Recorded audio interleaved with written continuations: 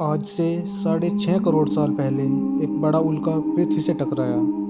धूल के बादल ने सूरज को ढक लिया। तापमान गिर गया। पृथ्वी पर रहने वाला 25 किलो से ज़्यादा वजन का हर जीव मारा गया। डायनासोर्स का काल खत्म हो गया। डायनासोर्स का अंत एक नई प्रजाति के लिए सुनहरा अवसर लेकर आया।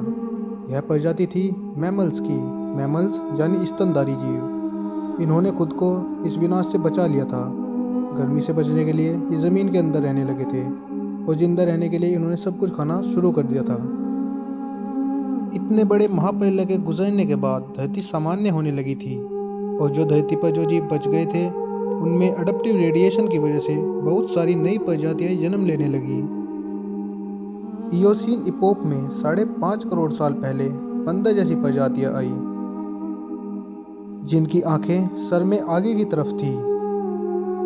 इसी काल में प्राइमेट्स के सर के अंदर एक नया इवोल्यूशन हुआ। इनकी स्पाइनल कोर को मस्तिष्क से जोड़ने वाला छेद, जिसे फोरमैन मैग्नम कहते हैं, स्कल के पीछे से सेंटर की तरफ शिफ्ट होने लगा। यानी अब जो प्रजातियां आई वह सीधे खड़े होकर चलने में सक्षम थी। आज से 4.7 करोड़ साल पहले धरती के वातावरण में लगातार बदलाव हुए। धरती की टेक्टोनिक प्लेट्स में हलचल हुई जो धरती के दो बड़े महाद्वीपों को एक दूसरे के पास ले गई। यह वही भूभाग है जहां आज हम भारतीय रहते हैं। यह है इंडिया, जो एशिया महाद्वीप की ओर तेजी से बढ़ रहा था। इन दोनों महाद्वीपों के आपस में टकराने की वजह से हिमालय जैसी पर्वतमालाएं खड़े होने लगी। यह वही पर्वतमाला है जिसे आज हम जानते हैं दुनिया की सबसे ऊंची चोटी माउंट एवरेस्ट के नाम से। यह पर्वतमालाएं इतनी ऊंची थी कि इनसे मौसम का पैटर्न बदलने लगा, जिससे पृथ्वी ठंडी होने लगी। और इन्हीं से इस पर्वत श्रृंखला से गिरने वाला बर्फ आगे चलकर कई नदियों का निर्माण करने लगा। यह वही नदियां हैं जिससे आज हमारी आधी से ज़्यादा आबादी को पीने का पानी मिलता है। ओलिगोसीन इपोक में 3 करोड़ साल पहले ग्लोबल कूलिंग हुई।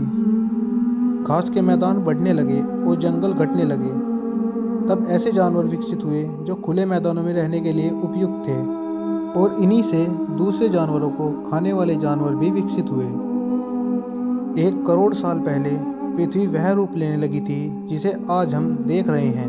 धरती का वातावरण लगभग पूरी तरह से आज के समान बन चुका था।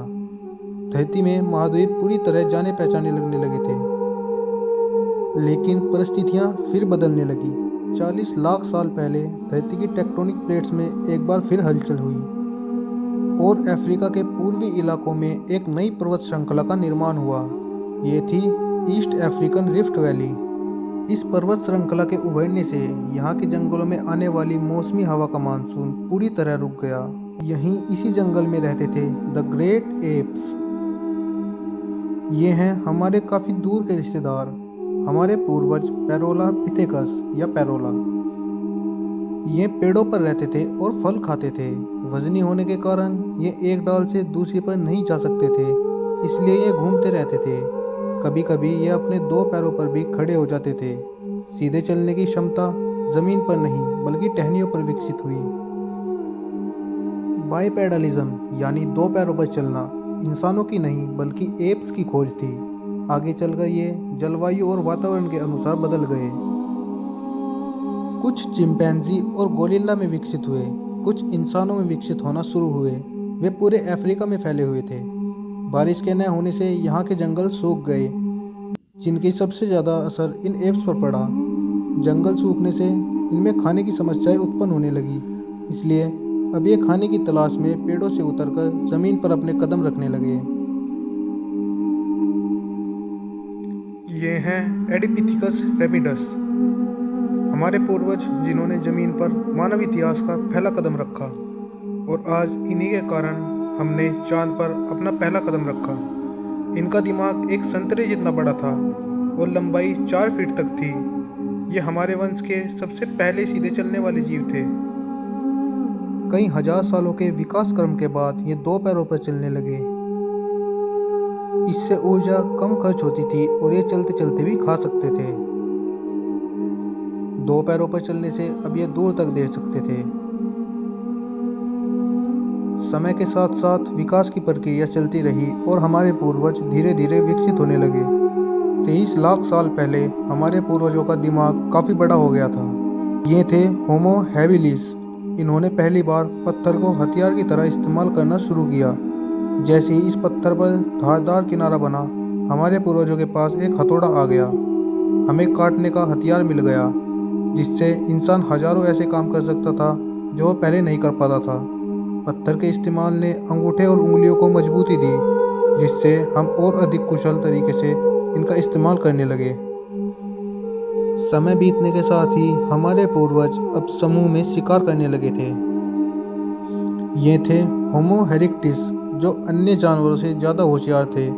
इन्होंने ही सबसे पहले आग का इस्तेमाल करना सीखा। आग की खोज हमारे लिए सबसे बड़ी खोज थी।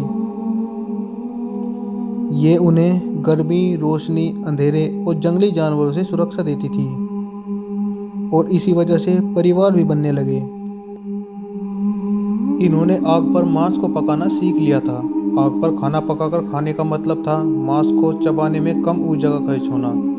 इसी वजह से ये ऊर्जा अब उनके दिमाग में खर्च होने लगी और इन्हें कैलोरी और ज़्यादा ताकत मिलने लगी, जिससे हमारे पूर्वजों का दिमाग काफ़ी बड़ा हो गया था।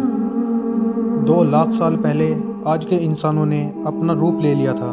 लैरिंग्स यानी आवाज़ की जो नली हमारे पूर्वजों में गले के ऊपर थी, वो नीचे आने लगी थी। अब हम ज़्यादा जटिल आवाज़ें निकाल सकते थे। हमने बोलना शुरू कर दिया था। पहली बार कोई जानकारी एक से दूसरे इंसानों तक पहुंचने लगी थी। यही वह आखिरी विकास क्रम था जिसके बाद विकसित होकर हम बने, हम यानी होमो सैपियंस। 1 लाख साल पहले इंसान कहीं भी जा सकता था। हमारे पास फुर्तीले हाथ, प्राचीन हथियार थे। हम बात कर सकते थे, आग को काबू कर सकते थे। अब हम अपने अफ्रीकन घर को और बड़ा कर सकते थे। महाद्वीप यानी कॉन्टिनेंट्स खिसके तो अफ्रीका और यूरेशिया जुड़ गए, और इससे एक बहुत बड़ी ज़मीन बनी जिसका नाम था अफ्रीको यूरेशिया। इंसानों के दूर दूर जाने से बहुत बड़ा बदलाव आया। अब हम एक महाद्वीप से दूसरे महाद्वीप में रहने लगे थे। इसी वजह से हम उन चीज़ों से बचे हुए थे जिसकी वजह से वानरों के मुकाबले दूसरे बड़े स्तनधारी हमेशा के लिए ख़त्म हो गए थे। करीब 50,000 साल पहले आइस एज शुरू हो गया और नॉर्थ पोल से आगे बढ़ने लगा। उसी वक्त इंसान चाइना और ऑस्ट्रेलिया तक पहुंच गया था। 30,000 साल पहले इंसान पहली बार यूरोप पहुंच गया। जब बर्फ़ अपने चरम पर थी, तब इंसान अपनी खोज में नॉर्थ ईस्ट साइबेरिया तक पहुंच गया था। हमने अपनी आवश्यकता के हिसाब से खेती शुरू की और जानवरों को पालना शुरू कर दिया। हमने कस्बों और शहरों का निर्माण किया। उसके बाद हमारी सभ्यता और संस्कृति का जन्म हुआ। हमने विज्ञान और गणित का इस्तेमाल शुरू किया, जिससे हमें भविष्य में जाने के लिए ऊर्जा और तकनीक मिली। ये है हमारा समय। अब हम पूरी तरह विकसित हो चुके हैं। हमारे जैसा इस धरती पर कोई नहीं। आज हम जानते हैं कि हम कौन हैं, कहाँ से आए हैं, लेकिन यह तो बस शुरुआत है। अभी हमारा सफ़र ख़त्म नहीं हुआ है। हमें अभी और आगे जाना है, आने वाली चुनौतियों का सामना करना है और खुद को विकसित बनाना है। तो दोस्तों, आज की वीडियो में बस इतना ही। वीडियो अच्छा लगा हो तो लाइक करें और चैनल को सब्सक्राइब करें। अगर आप नए हैं तो हमारे बाकी वीडियोस भी ज़रूर देखें। मैं हूं आपका दोस्त रोहन चौधरी। फिर मिलेंगे एक नई वीडियो के साथ। धन्यवाद।